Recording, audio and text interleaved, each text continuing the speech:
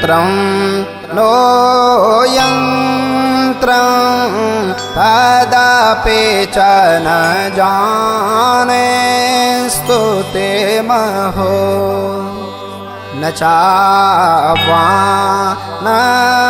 ध्यानं तदपि च न जाने स्तुते कथा।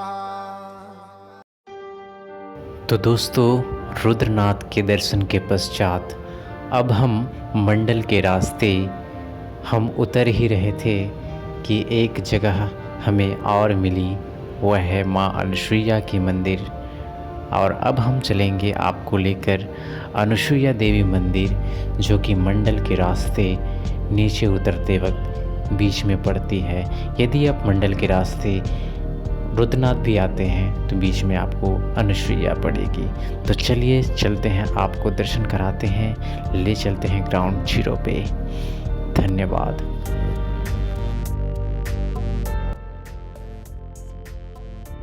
दोस्तों, हम आपको एक महत्वपूर्ण जानकारी देना चाहते हैं। हम जिस ट्रैक पे खड़े हैं ये मंडल की तरफ जाता है। तो सामान्यतः ये ट्रैक शॉर्ट पड़ता है, लेकिन ये बहुत खतरनाक रास्ता है। बहुत यहाँ पर चढ़ाई है और ऊपर रास्ता भी टूटा हुआ है। तो आप जब भी आएँ, आपको सगर से आना है। उतरते समय आप मंडल के रास्ते आ सकते हैं। ये पंचगंगा से डिवाइड होता है।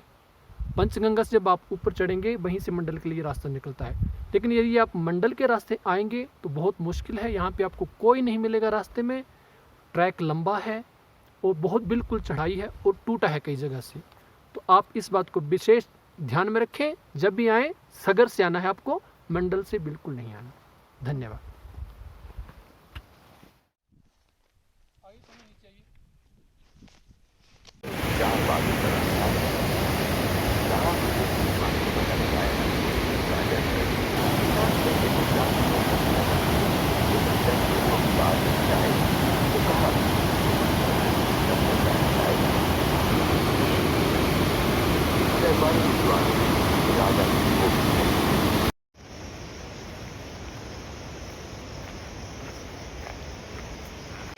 तो दोस्तों, ये जो पानी है मैंने अभी इस झरने से भरा, और ये इतना स्वच्छ पानी है जो आपको नीचे से जो हम पानी खरीदते हैं वो पानी से भी अच्छा पानी है। ये देखिए,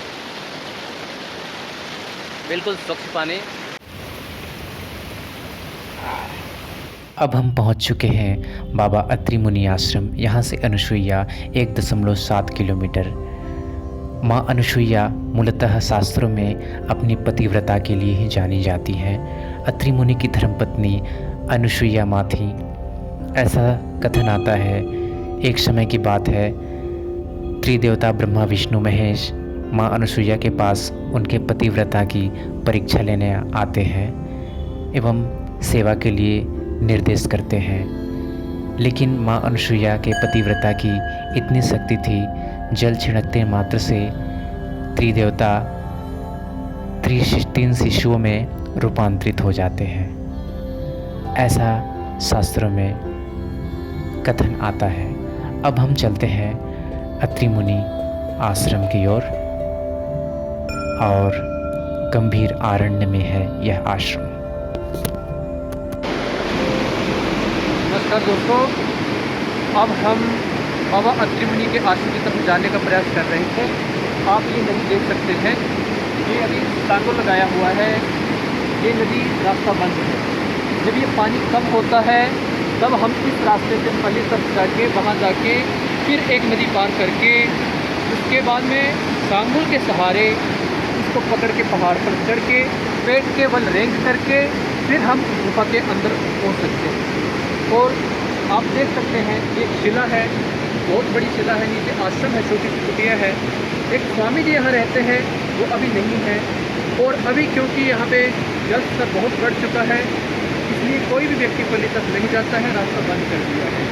अनुसुईया के रास्ते अत्रि आश्रम पड़ता है, अत्रि मुनि का आश्रम है। अत्रि मुनि का आश्रम, यस। 2 बार नदी को आपको पार करके फिर जाना पड़ता है।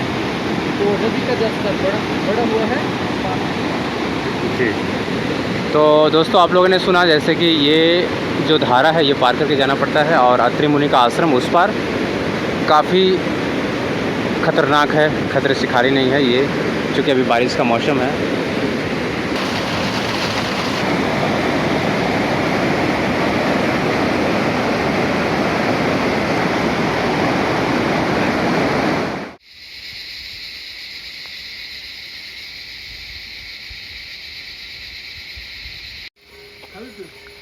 हाँ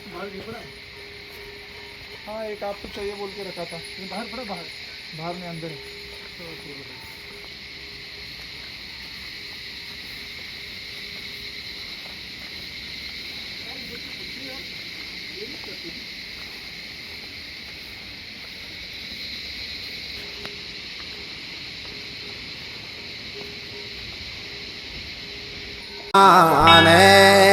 मुद्रास्ते तदापि च न जाने विलपनं परं जाने माता स्वदनुसरणं क्लेशः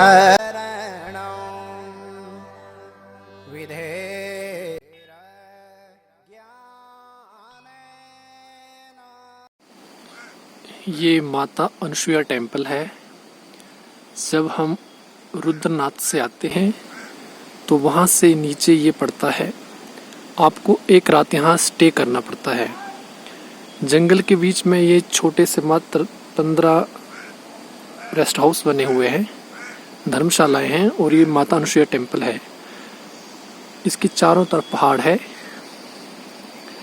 ये सामने जो पहाड़ है, हम यहाँ से उतर के आए हैं। कम से कम ये 20 किलोमीटर ऊपर है। वहाँ से नीचे यहाँ अत्रि मुनि का आश्रम है, जहाँ का रास्ता 3 नदियाँ पार करनी पड़ती है। अभी नदियों का जल स्तर बढ़ा हुआ, हम नहीं जा पाए थे। ये चारों तरफ पहाड़ है।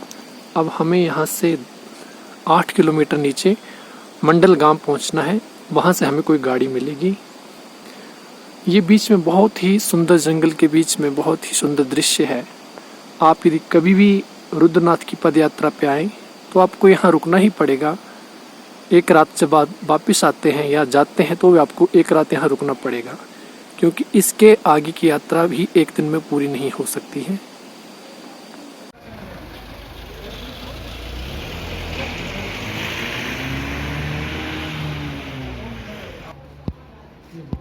दोस्तों, हमारी यात्रा जो है अब समाप्त हो चुकी है। ये है मंडल का गेट और हम मंडल से गोपेश्वर की तरफ जा रहे हैं। तो अब हम चलते हैं गोपेश्वर की तरफ। हमारी यात्रा समाप्त। रुद्रनाथ से हम लौट चुके हैं।